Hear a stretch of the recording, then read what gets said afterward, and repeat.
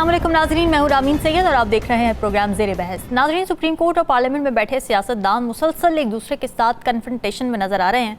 एक दिन पहले बिलावल भुट्टो पार्लियामेंट के फ्लोर पर खड़े होकर सुप्रीम कोर्ट के फैसलों पर तनकीद कर देते हैं और मुल्क में पैदा होने वाले बहरान का जिम्मेदार ठहरा देते हैं।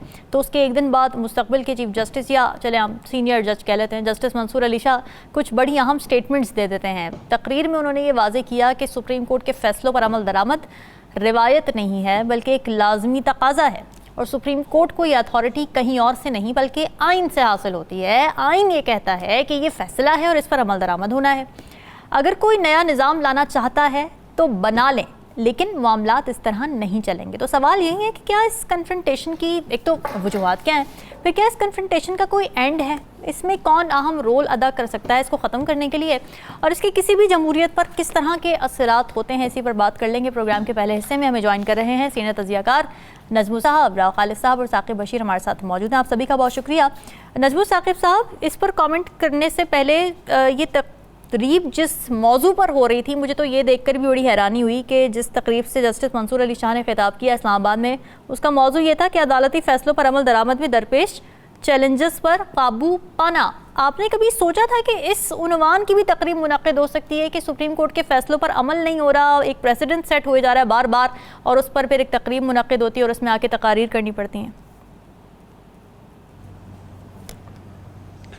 बहुत ज़्यादा हैरानी नहीं होती रामीन, क्योंकि कोई बड़ा आदमी होता है ना, तो चाहे वो हमारे प्रेसिडेंट हों, प्राइम मिनिस्टर हों, कोई भी बड़ा आदमी जिसको अल्लाह ताला ने ओहदा दिया हुआ है, वो किसी भी तकरीब में हो उसके एक एक लफ्ज़ को बड़े गौर से सुना जाता है, क्योंकि वो ज़रूरी नहीं है कि कोई ख़ास मौका हो और उस पर टॉपिकल कोई चीज़ हो और उसी में ही जस्टिस मंसूर अली शाह बताते, लेकिन उसकी रेलेवेंस बहरहाल बनती है। देखिए, आपके सवाल में जो आपने यानी दिया ना, इंट्रो भी दिया, उसको बताने से पहले दो चीज़ों की जल्दी से वजाहत करना बड़ा ज़रूरी समझता हूँ।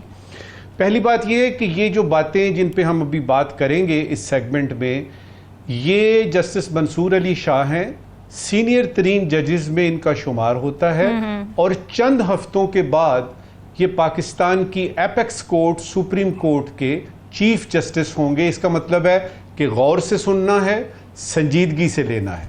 दूसरी बात जो अहम है ना, वो ये है कि कानून की तशरीह और आइन की तशरीह ये दो टोटली ऑपोजिट चीजें हैं, ये डिफरेंट चीजें हैं। आप कानून की तशरीह जो है उसको जब लेते हैं तो उसमें हो सकता है कि दाएं बाएं कोई चीज हो जाए।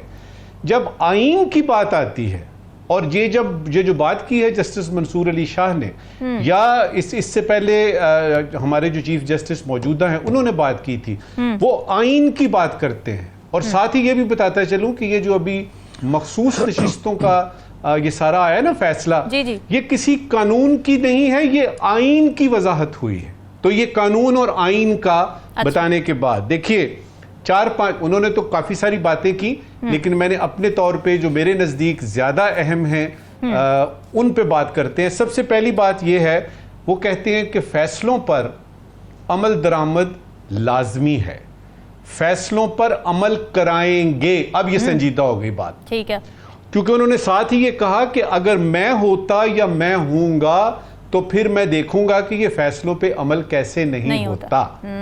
तो ये सबसे ज्यादा जरूरी है। अब ये फैसला कौन सा है? मेरे ख्याल में इसमें दो फैसलों की तरफ इशारा है। एक तो वो है जिसका जिक्र हम पिछले काफी दिनों से कर रहे हैं, ये मखसूस नशिस्तों का और पीटीआई को सियासी यानी जमात मानना। दूसरा ये कि एक और इसी सिलसिले में अक्टूबर में फैसला मुतवक्को है और उसके बारे में भी हो सकता है इनका हो कि फैसलों, वरना वो फैसला कहते, तो कोई भी फैसला जो आता है सुप्रीम कोर्ट से उस पे यानी मोहतरम जस्टिस साहब ने कहा कि ये अमल करना होगा। दूसरा कि फर्ज करें अगर अमल नहीं करते तो उसका उन्होंने उसी सांस में जवाब दिया, ना अमल किया तो आईनी तवाजुन बिगड़ जाएगा। ये इसको थ्रेट ना समझें, ये उसका लॉजिकल क्रॉलरी है कि अगर आप सुप्रीम कोर्ट की बात नहीं मान रहे, उनकी वर्डिक्ट नहीं मान रहे, तो हाँ बिल्कुल, और अगर आप उनकी बात नहीं मान रहे तो आईनी तवाजुन बिगड़ेगा। आईनी तवाजुन बिगड़ेगा तो ये मुल्क जो कि बज़ाहिर आइन के ऊपर चल रहा है, जिसमें पार्लियामेंट आती है, एग्जेक्टिव्स आते हैं, अदलिया आती है, सारा कुछ, इसका तवाज़ुन बिगड़ जाएगा। इसका मतलब है कि जो इमारत है इस आइन की वो हिल जाएगी। हाँ। तीसरी बात, उसके साथ ही वो कहते हैं, जो मुझे समझ में आई बात, कि अगर आप फैसले नहीं मानते, अगर आपका ख्याल है कि सुप्रीम कोर्ट जो है उसकी बात को आप दरखौरे इतना नहीं समझते, तो आप यूं कीजिए कि कोई नया निज़ाम ले आइए अगर आप लाना चाहते हैं। यहां पे आके पता लगा कि आपकी सुप्रीम कोर्ट का दायरा इख्तियार और है, पार्लियामेंट का और है, और वो कह रहे हैं कि आप कोई और ले आए। लेकिन अगर निज़ाम यही किस किस्म का निज़ाम हो सकता है जिसमें सुप्रीम कोर्ट ना हो या सुप्रीम कोर्ट के अहकामात पर अमल दरामद ना हो? ये मेरा अगला फिक्रा है कि अगर आप इस आइन के मुताबिक निज़ाम के ऊपर कोई निज़ाम लाना चाहते हैं तो वो तो फिर मावराए आइन उसको कहते हैं, और वो मावराए आइन की हम 4-5 मिसालें जो हैं पाकिस्तान में, मैंने तो 2-3 देखी हुई हैं, पहली तो नहीं देख सका था। वो मावराए आइन की बात हो रही है। आगे चलते हैं। ठीक है। फैसलों पर अमल दरामद करने के अलावा कोई चॉइस नहीं।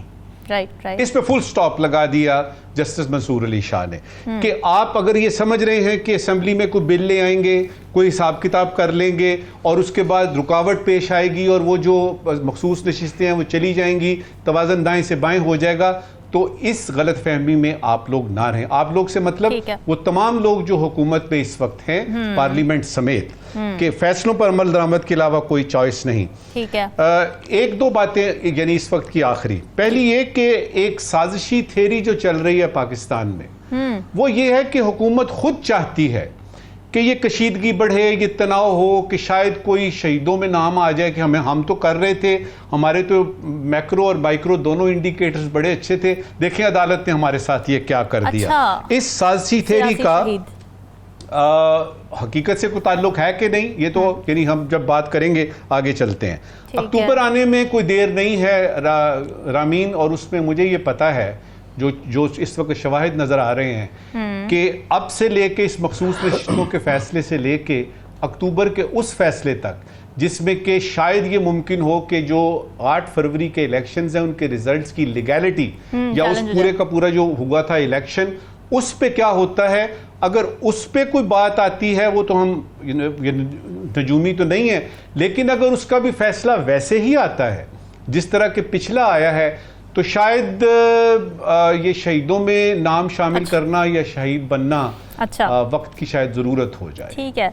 राव खालिद साहब, ये तो हमने जस्टिस मंसूर अली शाह के नैरेटिव की बात कर ली, उनकी तरफ से हमने उनका मौक़िफ़ पर थोड़ी डिस्कशन कर ली, लेकिन दूसरी तरफ है हुकूमती मौक़िफ़। मुसद्दिक़ मलिक साहब ने एक इंटरव्यू दिया और उसमें उन्होंने ये कहा कि हाँ, तनाव है अदालतों के दरमियान और हमारे दरमियान, बिल्कुल तनाव है, लेकिन इसकी वजह यह कि फ़ैसले ऐसे आ रहे हैं जिससे ये लग रहा है कि कानून की तशरीह नहीं की जा रही, बल्कि कानून बनाया जा रहा है अदालतों की जानिब से।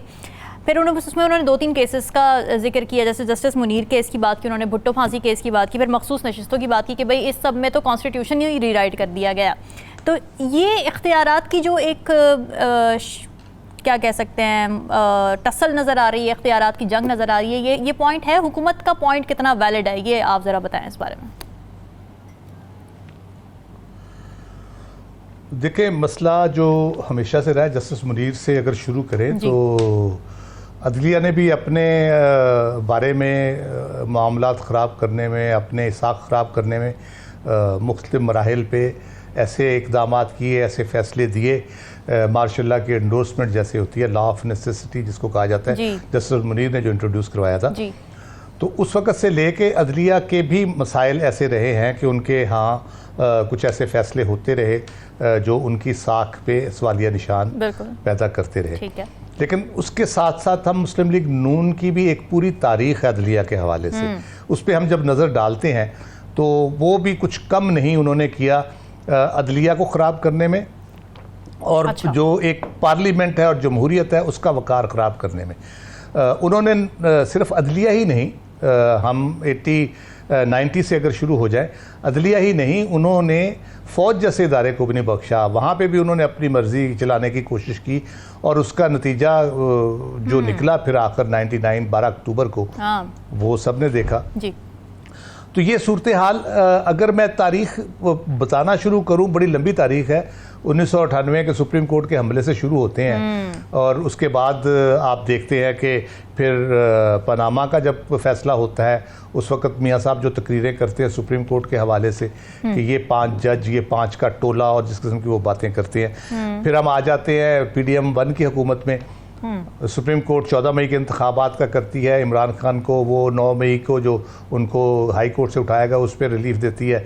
तो उसके बाद से जिस किस्म की गुफ्तगू की जाती है जस्टिस बंदयाल के हवाले से, उनकी सास की ऑडियो लीक की जाती है और उस पर एक इंतहाई वाहियात किस्म का नैरेटिव बिल्ड किया जाता है। तो वो हम देखते हैं कि ये उनको बदनाम करने की, सुप्रीम कोर्ट को उनको सारे करने की। और ये वही दौर है जिसमें 6 जजेस ने जो भी ख़त लिखा है उन्होंने बताया कि उस दौर में उनके साथ क्या हो रहा था। उनका एक जज साहब के अजीज़ को भी उठाया गया और बाकियों को जिस तरह धमकियाँ दी गई, कैमरे लगाए गए, सारा ये मैं हिस्ट्री बता रहा हूँ PMLN की। जी बिल्कुल। और अभी जब फैसला आता है तो उस पर आप देख ले क्या नैरेटिव दिया जाता है। बिके हुए जज, ज़मीर सो गए हैं, आइन को वो रीराइट किया जा रहा है, नई तावीलें, नई तहरीफ की जा रही है।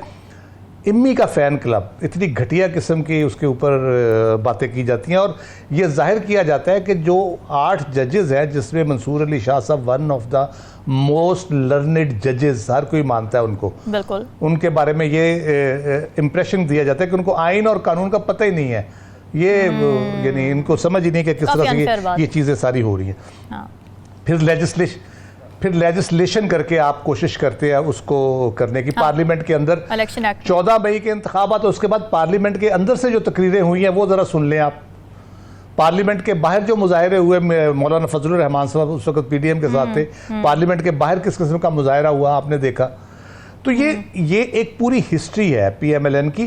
तो उसका मतलब ये है कि अगर तो जस्टिस कयूम मरहूम जैसे जज हैं जिनको आप फ़ोन करके कहे इतने साल की सज़ा दे दो और वो सज़ा दे दे, फिर तो ठीक है। वो अगर नहीं है तो फिर बड़ी मुश्किल है आपके लिए। तो मसला ये है उनका कि वो जो पंजाबी का है ना, गलियां हो जान सुंजियां विच मिर्जा यार फिरे, तो ये चाहते हैं कि हर जज, चीफ जस्टिस, हर अदालत इनसे पूछ के फैसले करे, इनकी मर्जी की इंटरप्रिटेशन करे, इनको एयरपोर्ट पे खड़ा करके वहीं बायोमेट्रिक करा के रिलीफ दे दे, तो फिर तो सब कुछ ठीक है। जिस दिन प्राइम मिनिस्टर ने हलफ उठाना है उस दिन उनका अदालत केस खत्म कर देगी, ये प्राइम मिनिस्टर का हलफ उठा ले जाके, और इतना बड़ा केस है 17 अरब की मनी लॉन्ड्रिंग का केस, फिर तो सब कुछ ठीक है। अगर कोई जज साहब असर्ट करते हैं, आइन कानून के मुताबिक चलने की कोशिश करते हैं, चलो दूसरी पार्टी को फेवर देने की कोशिश करते हैं, इस पर्टिकुलर केस में इनका कोई हक नहीं मारा जा रहा। इनको इनका हक मिल चुका है, मैं बार बार कह रहा हूं, इनको इनका हक मिल चुका है। ना ही उसमें पार्टी है, इलेक्शन कमीशन है पार्टी बुनियादी तौर पे उसके उस पे, या PTI है या सुन्नी इत्तेहाद कौंसिल है, इनका क्या है। तो क्या ये समझते हैं कि ये सारी बातें करने से वो फैसला रुक जाएगा, उस तफसीली जजमेंट जारी नहीं होगी और उस पर अमल दरामद नहीं होगा? ये इनकी खाम ख्याली है, क्योंकि जिस सूरत हाल में इस वक्त ये है, अब आगे चल के डिस्कस करेंगे कि किस किस्म की सूरत हाल में है, ये तमक टोइयाँ मार रहे हैं और उसमें इदारों की जो रही सही साख है उसको भी दाव पे लगा रहे हैं, पार्लियामेंट की भी और अदलिया की भी। तो ये मेरा ख्याल है कि बहुत डेंजरस ट्रेंड है, क्योंकि जब ये वो घर फूक तमाशा देखने वाली बात हो जाती है कि जब आप कहें कि मेरे पल्ले कुछ नहीं बच रहा तो सबको ही आग लगा दो, ये उस किस्म की माइंडसेट इस वक्त है और बहुत डेंजरस है ये। जी ठीक है साकिब, महसूस यही हो रहा है कि दोनों तरफ ही ग्रीवेंसेस हैं, हुकूमत की अपनी ग्रीवेंसेस हैं सुप्रीम कोर्ट को लेके, फिर सुप्रीम कोर्ट से जब हमें स्टेटमेंट्स नज़र आती हैं, जस्टिस मंसूर अली शाह जिस तरह तकरीर करते हैं वहाँ से पता चलता है कि उनको ग्रीवेंसेस, कोर्ट को अलग ग्रीवेंसेस है, पार्लियामेंट जिस तरह से चल रही है उनके अहकामात को जिस तरह नहीं माना जा रहा। आपको कौन सी ग्रीवेंसेस में ज़्यादा वज़न नज़र आता है और आपको लगता है कि कोई इसमें किरदार अदा किया जा सकता है किसी की जानिब से? Is there an end to it?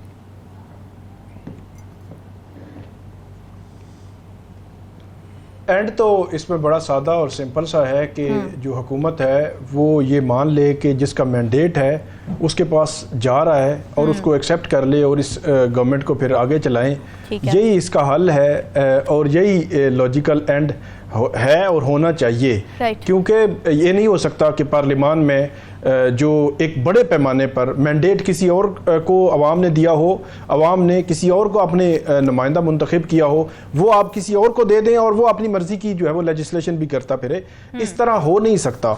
तो इसका हल यही है। एक चीज़ मैं बताऊं कि कल जो जस्टिस मंसूर अली शाह साहब ने जो स्पीच की, उसका थोड़ा बैकग्राउंड है, वो कहीं डिस्कस ही नहीं हुआ। 2014 में अगला जो टॉपिक है हमारा, जो अकलीतों के हकूक के हवाले से, उसमें तफसील से बात करेंगे, क्योंकि 2014 में सुप्रीम कोर्ट की एक जजमेंट आई थी अकलीतों के हकूक के तहफ़्फ़ुज़ के हवाले से, कि जो उनके बुनियादी आईनी हकूक हैं उनका तहफ़्फ़ुज़ कैसे करना है। एक बड़ी लैंडमार्क जजमेंट थी। उस लैंडमार्क जी बिल्कुल बिल्कुल बिल्कुल। तो उस लैंडमार्क जजमेंट का 10 साल गुजर चुके थे, तो उस 10 साल गुजरने के बाद उस पे अमल नहीं हुआ। उस जजमेंट पे 2014 वाली पे आज 2014 में 24 में अमल नहीं हुआ। तो उस अमल ना करने पर माइनॉरिटीज के हवाले से ये जो है इवेंट था, ये तकरीब थी, और उस तकरीब का मकसद ये था कि 2014 की जजमेंट पर जो अमल नहीं हुआ तो इसके क्या कॉन्सिक्वेंसेज होते हैं कि सुप्रीम कोर्ट जो सुपीरियर कोर्ट है उसके जजमेंट्स पे अमल नहीं होता। तो इसलिए इसका एक बैकग्राउंड है, मतलब ऐसा नहीं है कि ये सिर्फ मखसूस नशिस्तें हैं या किसी और फैसले पे, ये एक बैकग्राउंड है। मुझे याद है आज से तकरीबन सारी लेयर्स आ जाती हैं। जी जी बिल्कुल, जी जी बिल्कुल, क्योंकि अभी हालिया मखसूस नशिस्तों का केस का फैसला आया, तो इसलिए ज्यादा इसका मुझे अभी भी याद है। मैं तलाश कर रहा था कि मुझे इनका तकरीबन 20-25 दिन हो गए, इनका वो आया था, मुझे दावतनामा भी आया था कि ये हमारी तकरीब है, आप आइएगा, ये वो। इसका मतलब है कि ये पहले से तय था कि ये टॉपिक होगा, और क्योंकि 2014 के उस अकलीतों वाले फैसले पर अमल नहीं हुआ, तो इस तनाजुर में ये तकरीब थी। फिर जो उन्होंने हवाला दिया जस्टिस मंसूर अली शाह साहब ने, मेरा ख्याल है वो उन्होंने बड़ी सिंपल और सादा अंदाज में ये बात की है, और उसका अमल दरामद 2014 की जजमेंट पे भी है, और 2024 को अगर सुप्रीम कोर्ट ने 12 जुलाई को जो फैसला दिया है उसके हवाले से डेफिनेटली वो सुप्रीम कोर्ट के फैसलों को बात कर रहे थे कि कोई इसके अलावा चारा नहीं है। और उन्होंने बिल्कुल कैटेगोरिकली ये कहा कि ये कोई आप पे बोझ नहीं है, आपने ये नहीं समझना कि मेरे पे बोझ है, कोई कर्टसी है, कोई ऐसी बात है। ये आपकी आईनी जिम्मेदारी, आपने आईनी जिम्मेदारी पूरी करनी है और फैसले पर अमल करना है। और इदारों को भी खासतौर पर जब उन्होंने बात की एग्जेक्टिव की, वो जो इख्तियारात की तकसीम पे भी बात हुई कि अदलिया एग्जेक्टिव मुकर्रना के इख्तियारात की तकसीम है।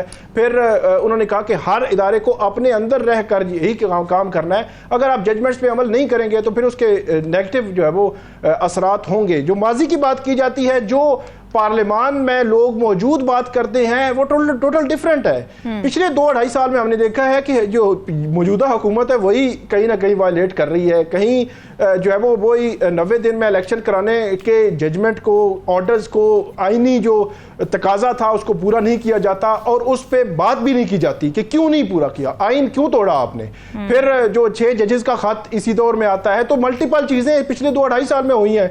माजी की अगर बात करेंगे तो माजी में चीजें हैं, अदलिया के एंड पे भी हैं। इफ्तिखार चौधरी साहब ने जो पीपल्स पार्टी का जो दौर था उसको कैसे जुडिशियल एक्टिविज्म में पूरा जो है उन्होंने गुजारा, और ऐसे ऐसे एग्जेक्टिव मामलात में मुदाखलत की जहां पे बनती नहीं थी। रिकॉर्डिंग जैसे जो प्रोजेक्ट थे वहां पे इन्होंने मुदाखलत की, उसको पाकिस्तान को नुकसान हुआ बाद में। फिर एक प्राइम मिनिस्टर को घर भेजा गया, फिर दूसरे को जो है वो प्राइम मिनिस्टर को जो है वो घर भेजा जाता है। इसी तरह पनामा का फैसला भी मैं समझता हूं कि उसी का तसलसल और उसी का तनाजुर था, अगरचे वो जो केस था उसको प्योरली लीगली एक जो है तरीकाकार के मुताबिक अगर चलाया जाता तो ज्यादा बेहतर होता, क्योंकि सुप्रीम कोर्ट इन्वॉल्व हो गई थी तो फिर उस पर समझा जाता है कि अदलिया के एंड पे ठीक नहीं हुआ। लेकिन अगर 2-2.5 साल पिछले की बात करें तो उसमें मुझे नहीं लगता, और अब भी जो हुकूमत है वो यही चाह रही है कि एक महाजराई जैसी सिचुएशन हो। और जो नजमुल साकिब साहब ने बात की, मैं बिल्कुल एग्री करता हूं कि इनकी तो नशिस्तें हैं ही नहीं, इनको मतलब ये क्यों इतनी महाजराई पे जा रहे हैं। इसका मतलब फिर यही बनता है कि ये बेचाह रहे हैं कि फिर उनको सियासी शहीद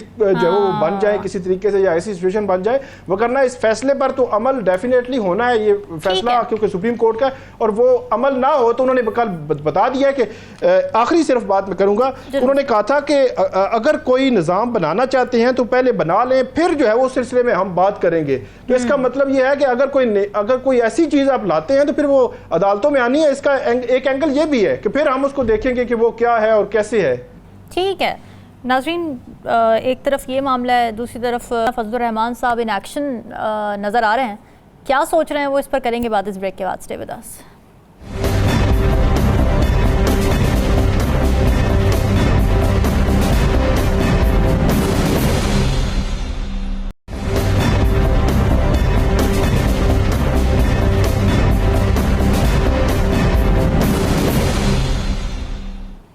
वेलकम बैक जी। मौलाना फजलुर रहमान साहब काफ़ी अरसे बाद मंजर-ए-आम पर आए और आते साथ ही उन्होंने हुकूमत पर ताक कर वार कर दिए, जलसे से खिताब किया और कहा कि शहबाज शरीफ मुल्क को आगे ले जाने में नाकाम हो चुके हैं। मुल्क की मईशत इस हद तक गिर चुकी है कि कोई हुकूमत इसे उठा नहीं सकती। फिर अमन अमान का भी उन्होंने जिक्र किया कि अमन अमान की सूरत हाल ठीक नहीं है। फिर धांधली का जिक्र किया कि धांधली के ज़रिए असम्बली पर कब्ज़ा नहीं होने देंगे और ये इंदिया दिया है कि अब मैदान और ऐवान दोनों में मुकाबला होगा। तो उनकी इन बातों से ऐसी हिंट मिल रही है कि जैसे वो भी एक सियासी तहरीक की तैयारी में है, तो क्या वो एक इफेक्टिव तहरीक चला पाएंगे और हुकूमत के लिए क्या मजीद मुश्किलात खड़ी होने वाली हैं? राव खालिद साहब, कितने रेलेवेंट हैं आज की सियासत में मौलाना फजलुर रहमान साहब?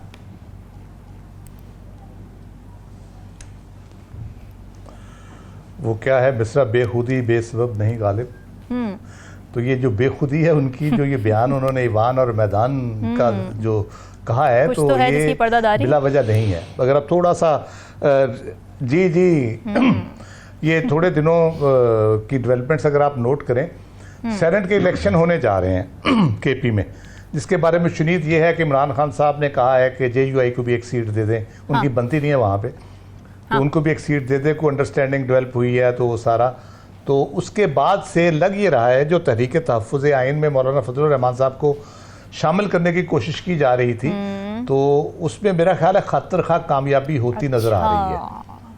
उसमें कोई, मैं ये नहीं कहता कि उनको ब्राइब किया जा रहा है, लेकिन ज़ाहिर है अंडरस्टैंडिंग के तहत होती हैं चीज़ें। सियासी अंडरस्टैंडिंग हुई है, अगर उनको सीट दी जाती है तो पॉलिटिकल अंडरस्टैंडिंग के तहत दी जा रही है। तो वो उसके बाद एक लग रहा है कि कुर्बतें बढ़ रही हैं और वो मामला आगे बढ़ रहे हैं, और 14 अगस्त के बाद उसकी कोई नई सूरत सामने आएगी।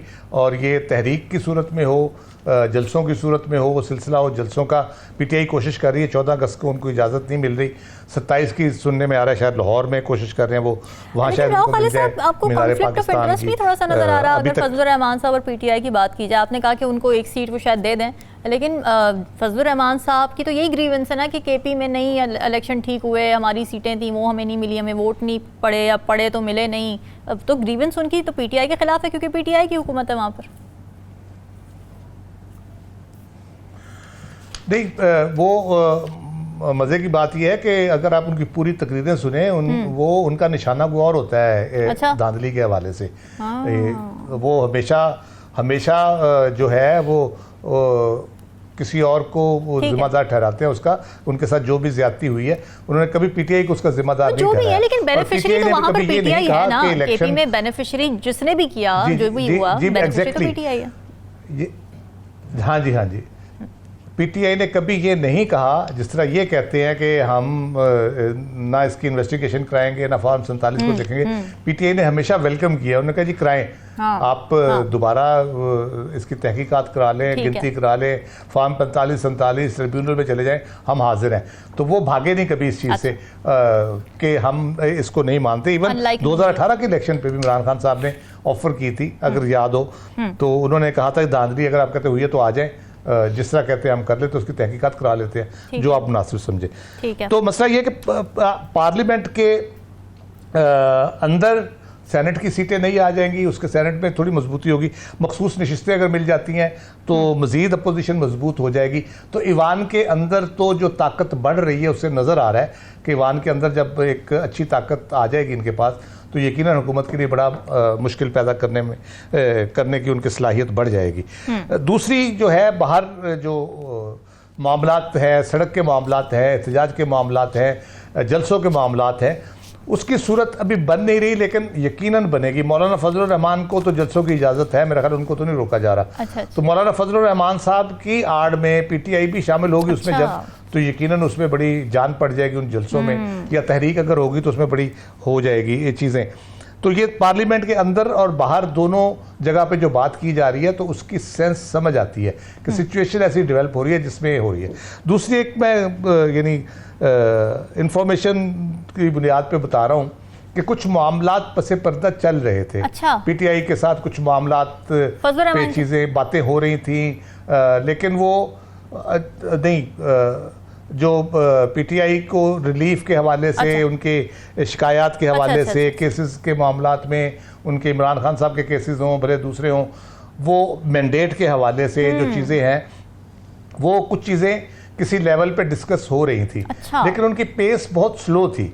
ठीक है। जब से बांग्लादेश का वाकया हुआ है उसके बाद से मेरी इतला के मुताबिक वो बहुत पेसअप हो गई हैं चीज़ें, और बहुत जल्दी जल्दी कुछ चीज़ों को तय किया जा रहा है और कुछ मामलात को निपटाया जा रहा है।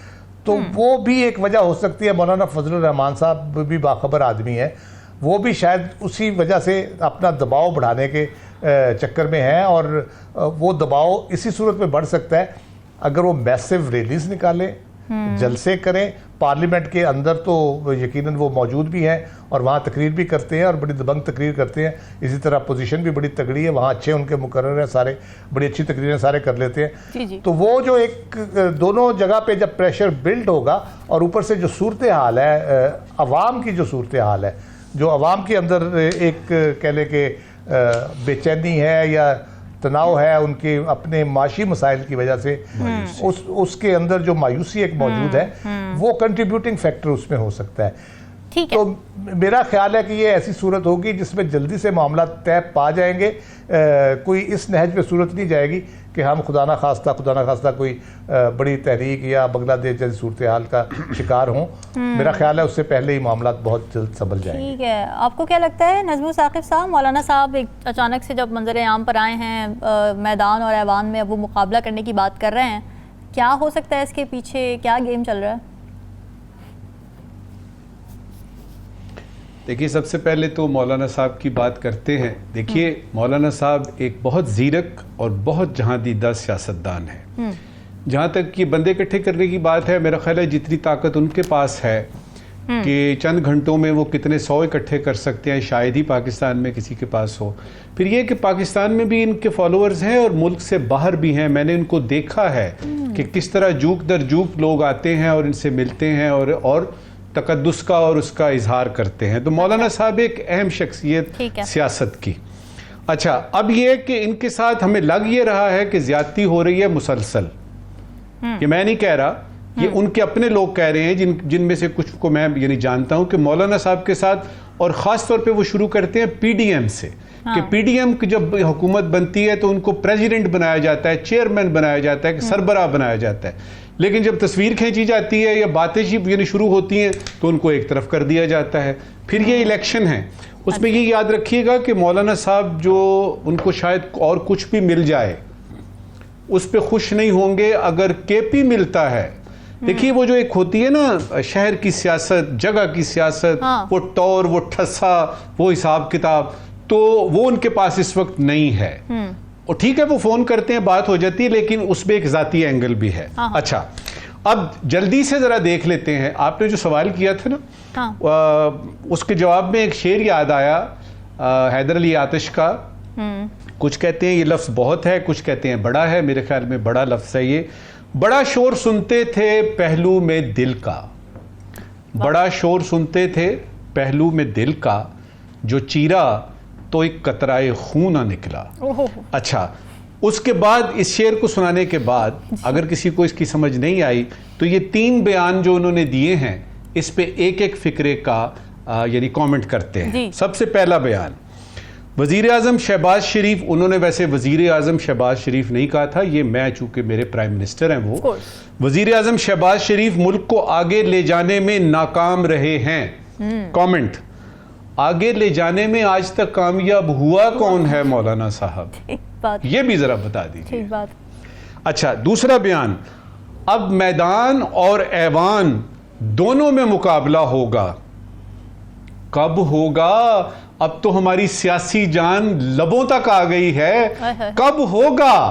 तीसरा बयान, धांधली के जरिए असेंबली पर कब्जा नहीं होने देंगे। देखिए तो सही, कितने महीने हो गए इस असेंबली पे कब्जा हुए हुए, और वो बकौल शख्स से वो तो धांधली से आई हुई है। तो ये किस असेंबली की आप बात कर रहे हैं? क्या आपके दिमाग में कोई नई असेंबली है जो आपके इंफॉर्मेशन और आपके तय है कि वो बनने वाली है और वो भी धांधली से बनने वाली है? तो ये 3 बातें करने के बाद मैं ये गुजारिश करूंगा कि मौलाना साहब जो हैं उनके साथ ज्यादती हो रही थी, अभी भी हो रही है, गूबगू की सूरत हाल रही। लेकिन मेरे ख्याल में यानी इस वक्त की आखिरी बात, ये जो लोग समझते हैं ना कि वो इमरान खान तो उनको अलकाबात से नवाजते थे और कई कोई नाम दिए हुए थे फलाना। तो वो जो है जो ख़वातीन और हज़रात ये समझ रहे हैं, उसमें सिर्फ ये बताना है कि पाकिस्तानी सियासत में सब चलता है।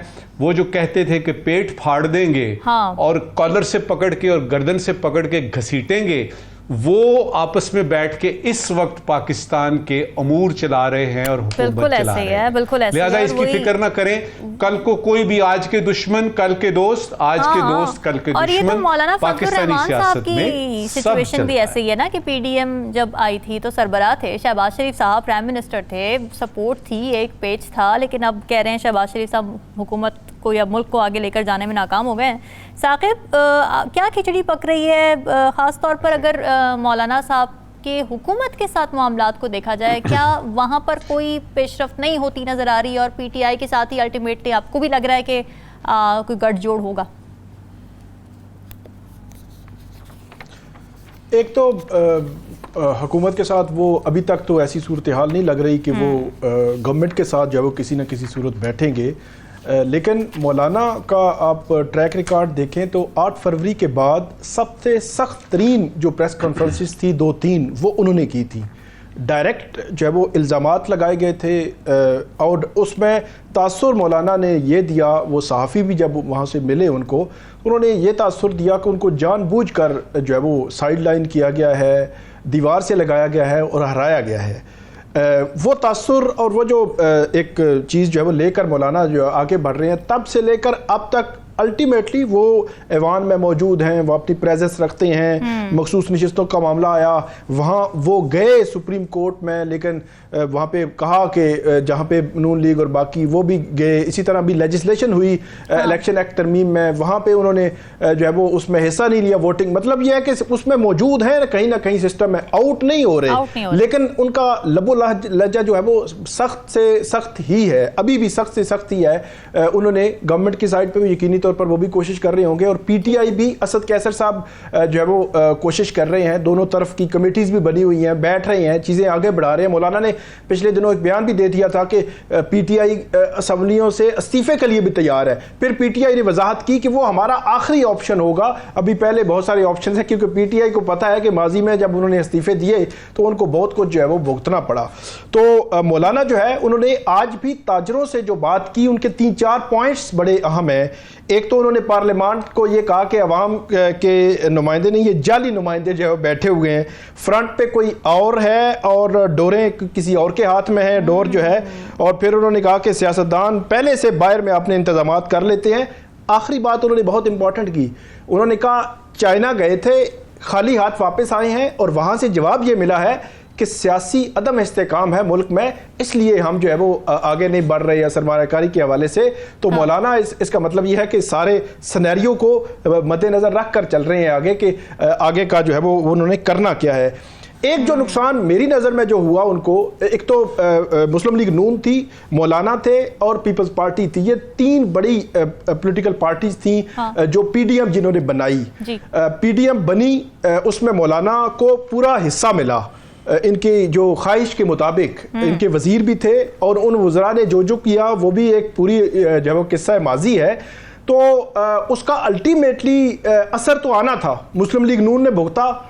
मौलाना भी, मेरा ख्याल ये है कि उसी तनाजुर में आप पीपल्स पार्टी की अगर बात करें तो सिंध की सिचुएशन ही टोटल मुख्तलिफ है। वहाँ पे ना मुस्लिम लीग नून उस तरह, बाकी पॉलिटिकल पार्टीज नहीं है, पीटीआई भी उस तरह नहीं, पीटीआई तो पंजाब में भी उस तरह मतलब उनके कैंडिडेट्स नहीं थे, तो सिंध में तो होना बनता ही नहीं था। तो सिंध में भी इंतखाबी धांधली के हवाले से भी बहुत सारे सवालात हैं, कराची में।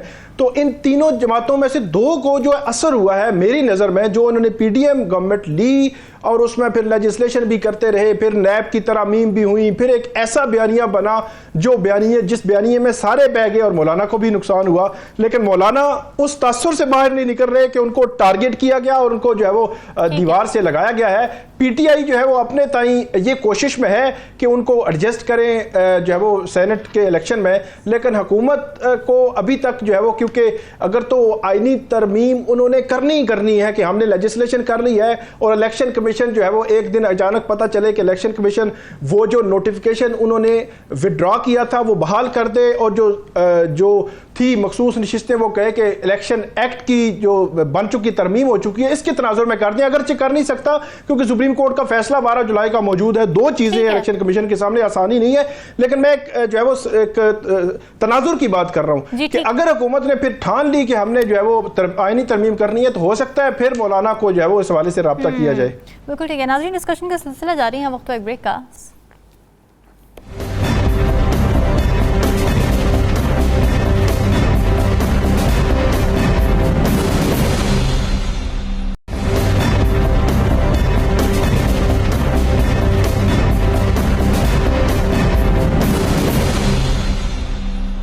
वेलकम बैक नाज़रीन।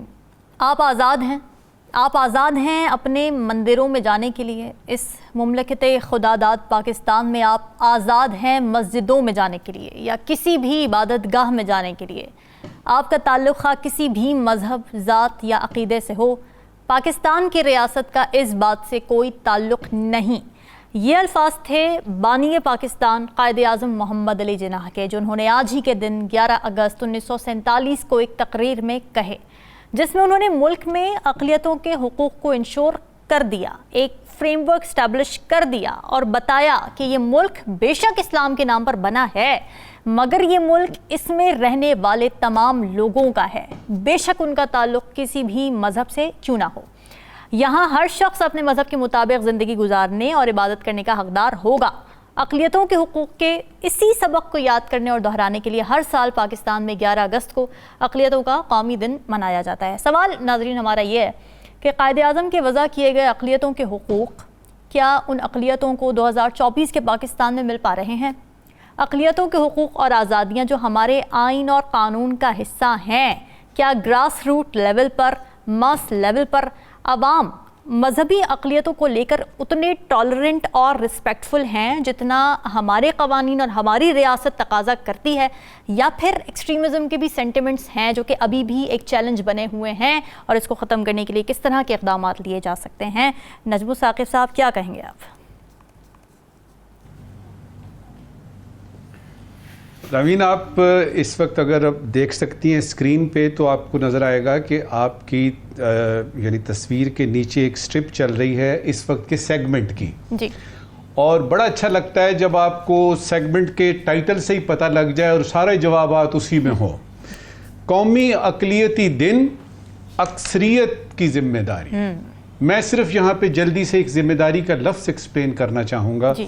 देखिए, हुकूमत की जिम्मेदारी है कि बराबरी का एहसास जो उसने पैदा करना है कि सब पाकिस्तानी है। आपने कायद की बात की ना, उसको अगर आपने इम्प्लीमेंट करना है तो उसका सीधा सीधा सा हुकूमत का यानी ये है कि सब में बराबरी का एहसास पैदा करे, और ये जिम्मेदारी किसी भी हुकूमत वक्त की है।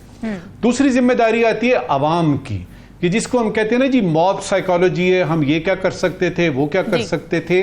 तो उसमें अवाम को खुद भी सोचना है। सारे काम रियासत नहीं करती, सारे काम हुकूमत नहीं करती। ये जो आपका चाइना बना है, जो इसने इतनी तरक्की की है, ये डेंग ज़ियाओपेंग ने और चुअन लाई ने और माओ ज़ेडोंग ने नहीं बनाया, उसमें सारी कौम शामिल होती है। तो इसमें दूसरी जिम्मेदारी बनती है अवाम की कि वो कम से कम कानून को हाथ में ना ले। तीसरी जिम्मेदारी बनती है मेरे नज़दीक अक़लियतों की खुद। वो किस तरह से?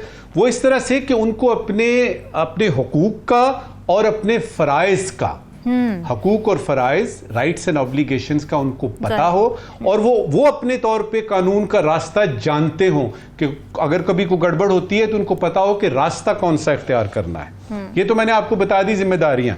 क्विकली आपको मैं ये भी बता दूं कि ये मसला सिर्फ पाकिस्तान का नहीं है, ये दुनिया भर का मसला है। उसमें दो मिसालें दूंगा आपको। एक तो अपने पड़ोस में देख लीजिए, जो इंसानी हकूक की पामाली हो रही है और जो अक़लियतों का हाल वहां पे हो रहा है। मैं ये नहीं कह रहा two wrongs don't make a right, कि उधर भी हो रहा है तो इधर भी हो रहा है। मैं सिर्फ बताने की कोशिश कर रहा हूं कि हिंदुस्तान में मुसलमान अक़लियतों में है और मुसलमानों की तादाद उतनी ही है जितनी पूरे पाकिस्तान में है। तो बहुत बड़ी अक़लियत है वो। उनके साथ क्या हो रहा है? क्या आपने कभी देखा कि कोई मुसलमान प्राइम मिनिस्टर बनता है उधर, या कोई मुसलमान जो है उसको कोई ऐसी हैसियत दी जाती है? प्रेसिडेंट वो बना देते हैं इसलिए कि प्रेसिडेंट के पास इख्तियार नहीं है।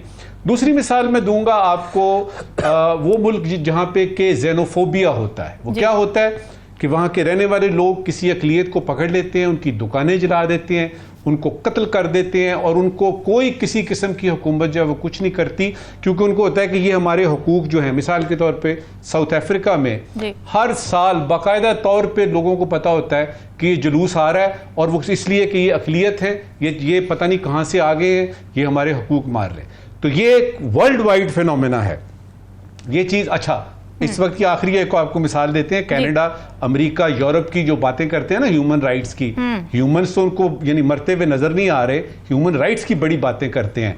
देखिए कनाडा या अमेरिका में राव साहब का चालान होता है गाड़ी का, अच्छा। वहां के रहने वाले गोरे का भी होता है। देखिए पकड़ा कौन जाता है।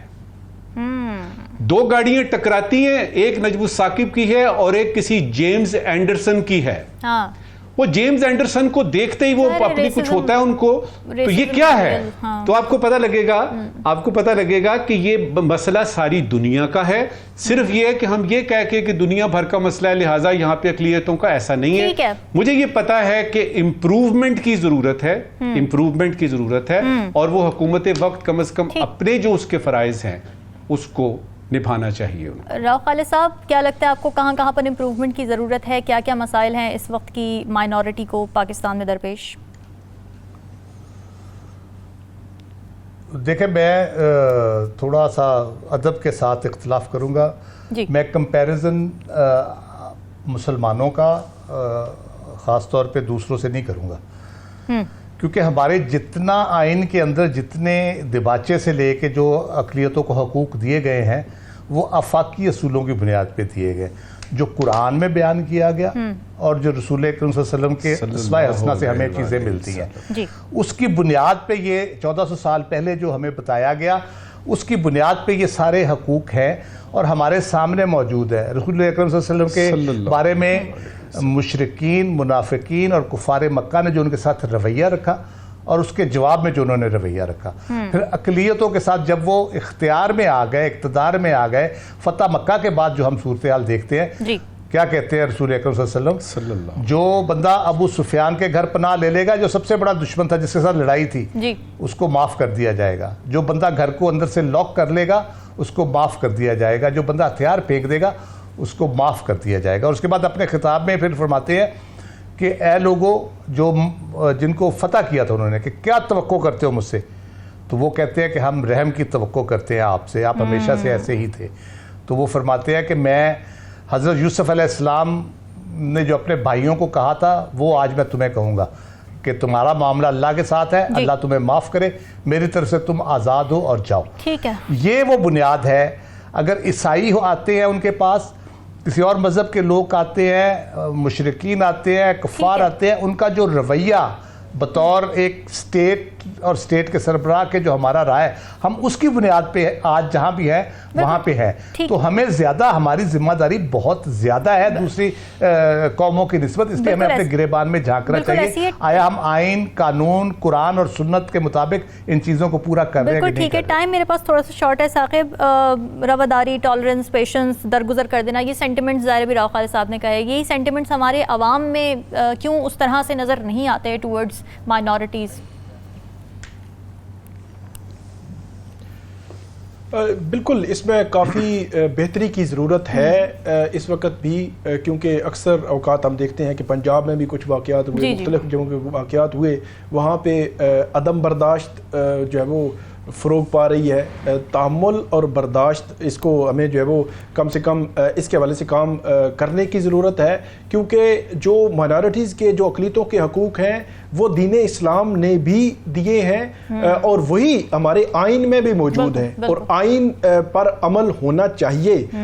एक सिर्फ बात, मुझे पहला जो हमारा टॉपिक था उसी से रेलेवेंट, कि सुप्रीम कोर्ट ने जो फैसला दिया था उसमें 4-5 चीज़ें बड़ी इंपॉर्टेंट थी। एक तो उन्होंने कहा था कि टास्क फोर्स बनाएंगे कि जो मजहबी रवादारी को फ़रोग देगी, नसाब में मजहबी और समाजी रवादारी के फ़रोग के लिए काम किया जाएगा। सोशल मीडिया में नफरत अंगेज़ तकारीर की की हौसला शिकनी, और जो मुजरिम होंगे उनकी करार वाकई सज़ा दी जाएगी। जो माइनॉरिटीज़ के हवाले से अगर किसी मामले में मुलव्वस होंगे, कौमी कौंसल का जो है वो इस हवाले से बनाने का कहा गया था, स्पेशल पुलिस फोर्स की तश्कील और जॉब कोटा, और इसके अलावा अकलीती कमीशन की बात की गई थी। 2014 से 24 तक इस पर अमल नहीं हुआ। 2019 में अकलीती कमीशन बना लेकिन वो भी इफेक्टिव नहीं है। और जो इकदाम सुप्रीम कोर्ट ने लिखे थे, मेरा ये ख्याल है कि अगर इन पर अमल हो, जो जस्टिस मंसूर अली शाह साहब ने कहा है कि हम तातीलात के बाद इसको उठाएंगे और इस पर अमल दरामद की जो है वो ऑर्डर जो है वो जारी करेंगे। बिल्कुल ठीक है। नजमुल साकिब साहब, क्या सवालात लेकर आए हैं आज आप नाजरीन के लिए? शुक्रिया रामीन। एक ज़रूरी सवाल है और एक गैर ज़रूरी सवाल है। पहले ज़रूरी सवाल जी। फेडरल डायरेक्टोरेट ऑफ एजुकेशन ने फैसला किया है कि 1500 तालिब इल्मों को नमल की मदद से कम एक फॉरेन लैंग्वेज सिखाई जाएगी, एक फॉरेन लैंग्वेज सिखाई जाएगी। ज़रूरी सवाल ये है कि तालिब इल्मों को जो पाकिस्तानी हैं कौमी ज़बान उर्दू ग्रामर के साथ सिखाने का भी कोई बंदोबस्त किया जाएगा कि नहीं? अच्छा, ठीक है। आज का गैर ज़रूरी सवाल, बांग्लादेश की साबिक वजीर आज़म खालिदा जिया साहिबा ने फरमाया है, सबको माफ करती हूं, किसी से इंतकाम नहीं लूंगी। कुछ इसी किस्म का बयान हसीना वाजिद ने भी दिया था जब वो प्राइम मिनिस्टर बनी थी, लेकिन उन्होंने इसके बिल्कुल ऑपोजिट किया। गैर जरूरी सवाल ये है कि वजीर आज़म बनने से पहले जो आप वादे करते हैं वो वजीर आज़म बनने के बाद आपको भूल क्यों जाते हैं? बिल्कुल ठीक है। नाज़रीन, ये सवालात आपके लिए छोड़ के जा, फीडबैक जरूर दीजिएगा। हमें दीजिए इजाज़त। अल्लाह हाफ़िज़।